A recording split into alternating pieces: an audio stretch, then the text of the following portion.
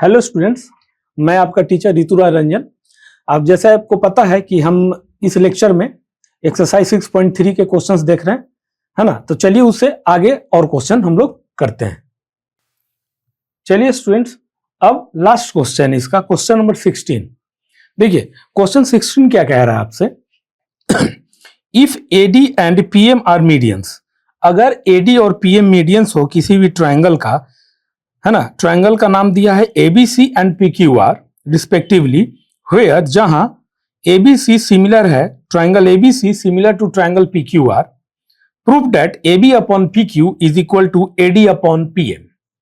तो स्टूडेंट, इसमें एक चीज तो पता चल गया कि दो ट्रायंगल का बात हो रहा है, एबीसी पीक्यूआर का, है ना। एडी जब बोल रहा है तो यानी कि एडी मीडियन एबीसी का होगा, ऐसे भी समझ सकते हो आप, और पीएम जो मीडियम होगा वो पीक्यूआर का होगा।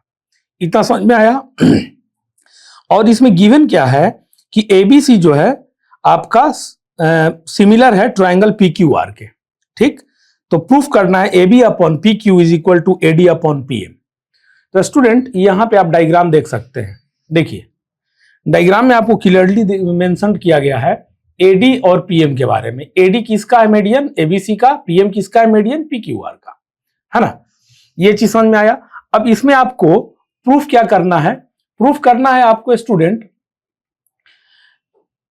ए बी अपॉन पी क्यू। देखिए डायग्राम में आप A B upon P Q is equal to B D upon Q M, है ना। तो यानी कि इस ट्रायंगल का बात कर रहा है, एक उस तरफ का एक उधर का, है ना। दोनों ट्रायंगल के लेफ्ट साइड की बात कर रहा है ये। तो कहीं ना कहीं अगर ये दोनों सिमिलर प्रूफ कर देते हैं तभी हम ऐसा कह सकते हैं। बिल्कुल, इतना तो आपको एक रोड मैप क्रिएट हो रहा है माइंड में कि ऐसे चलेंगे। और आप क्या क्या एक्सट्रैक्ट कर सकते हैं, क्या क्या गिवन से निकाल सकते हैं वो देख लीजिए। एबीसी सिमिलर है पीक्यूआर के, तो एंगल इक्वल कर देंगे, साइड का रेशियो भी इक्वल कर देंगे। इस तरह से जो जो हमें फाइंड आउट करना है, जो जो हमें गिवन है ना, क्या फाइंड आउट करना है उसका हम यूज करेंगे, या गिवन से एक्सट्रैक्ट करेंगे चीजों को और हम यूज करेंगे प्रूफ करने के लिए अपना जो भी हमें प्रूफ करना है। यानी कि A B upon P Q is equal to B D upon Q M proof करने के लिए जो भी गिवन है उस पर हम ज्यादा ध्यान देंगे। तो चलिए इसको सॉल्व करते हैं स्टूडेंट। देखिए गिवन में क्या है, एडी और पीएम जो है ये क्या है आपका मीडियन है ट्रायंगल एबीसी का और पीक्यूआर का। और यहां पे एक चीज चाहो तो आप गिवन में स्टूडेंट लिख सकते हो ABC triangle similar to PQR, है ना गिवन। अब ये जब सिमिलर कह दिया ना, पूरा ट्रायंगल देखिए एबीसी पूरा, ये पीक्यूआर पूरा के सिमिलर है। तो सिमिलर होता है उसका साइड्स का रेशियो क्या होता है, इक्वल होता है। तो हम कह सकते हैं A B upon P Q is equal to A C upon P R is equal to B C upon Q R, कह सकते हैं। देखिए यहां पे लिख दिया हमने, ठीक है। अब प्रूफ क्या करना है, A B upon P Q, आपको A B upon P Q is equal to B D upon Q M ये प्रूफ करना है। यानी कि स्टूडेंट हमें इस ट्रायंगल से आधे से मतलब है, ठीक। ए बी डी से मतलब है और पी क्यू एम से मतलब है, हमें ये दोनों ट्रायंगल से मतलब है। तो आप ऐसे ऐसे बाबू क्या करोगे, प्रोसीड करोगे।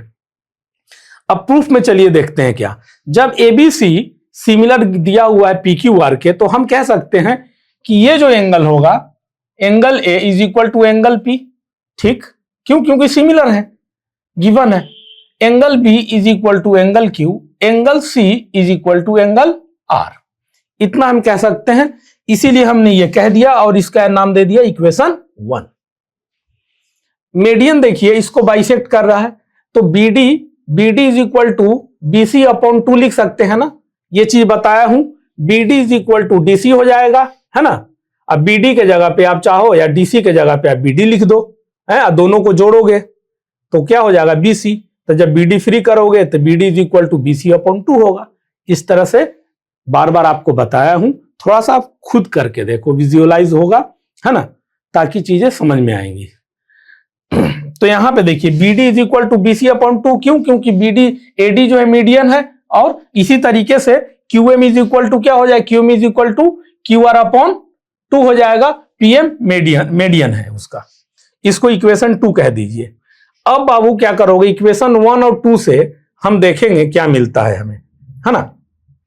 इक्वेशन 1 2 नहीं, इक्वेशन इसको हमने क्या कहा है 1 2, हाँ ठीक है। तो ए बी देखिए इक्वेशन इसको आप कह दो 1 2 है, तो यहां पे गिवन है ना, इसको हम चाहें तो इससे लिख सकते हैं। तो यहां पे ये चीज नहीं लिखो आप, है ना, ये चीज का कोई जरूरत नहीं है। अगर क्यों, इसलिए क्योंकि देखिए गिवन में हम लिख दिए, अगर चाहे तो हम अगर इधर प्रूफ में इसको लिखते और उसका इक्वेशन कुछ देते तो वहां पे लिखते फ्रॉम इससे और किससे, इससे, यानी कि ये वाला से और ये वाले इक्वेशन से। इसीलिए इसको यहां मत लिखो क्योंकि हमने इसे गिवन में लिख दिया है, ठीक है। अगर प्रूफ में लिखते तो इक्वेशन का नाम दे देते। तो देखिए अब गिवन में स्टूडेंट क्या है हमारे पास, हम तो ये जानते हैं ना, ये वाला को आप देखो फिर से मैं लिख देता हूं यहां पे, A B upon P Q is equal to A C upon P R is equal to B C upon Q R, यही था ना। देखिए अब हमें क्या मतलब है स्टूडेंट इस पार्ट से, तो हम कोशिश करेंगे कि ए बी वाला पोर्शन ले लें और ए सी अपॉन पी आर, ये तो पूरे ट्रायंगल कहा जाएगा, ए सी अपॉन पी आर लेंगे तो, इसलिए इसको नहीं लेके थोड़ा सा हम लोग क्या करेंगे, अपने दिमाग को, ब्रेन को ओपन करके रखेंगे और कान को भी ओपन करके रखेंगे और आंख को भी ओपन करके रखेंगे ताकि हम चीजों को समझ सके। हमें इसको प्रूफ करना है, एबीडी और पीक्यूएम से मतलब है, इसीलिए बाबू एबी वाले पोर्शन को लेंगे और ये वाला हमें मतलब है तो हम नीचे वाला बीसी और क्यूआर वाला पोर्शन लेंगे।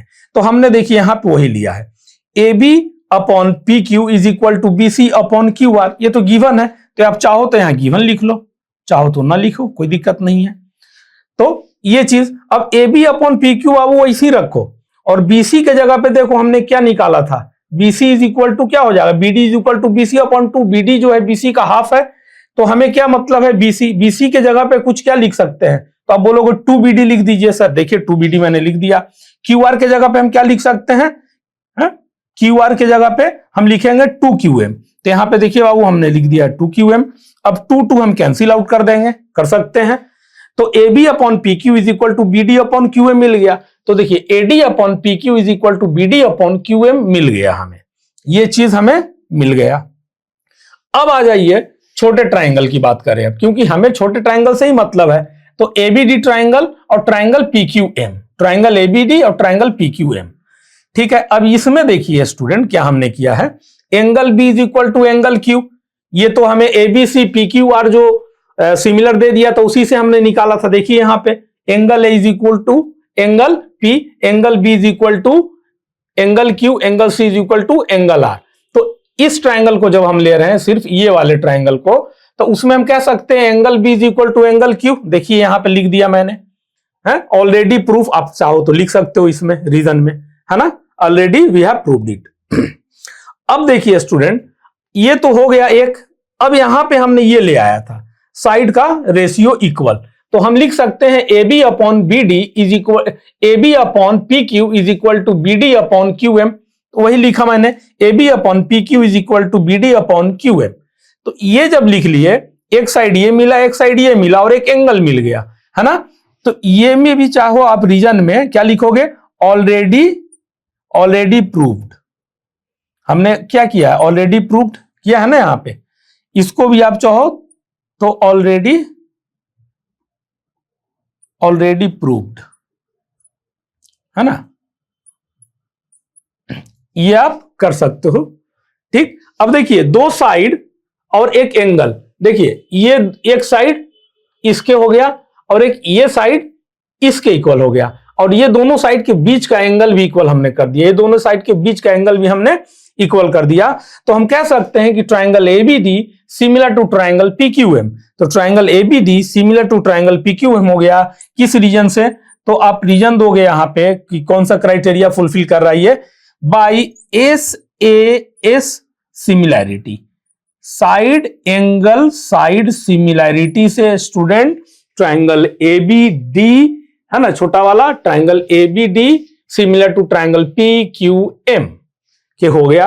और जब ये ट्राइंगल ये ट्राइंगल के सिमिलर हो गया तो हम कह सकते हैं A B upon P Q, देखिएगा आप, A B upon P Q is equal to AD upon PM, AD upon PM is equal to BD upon QM, BD upon QM.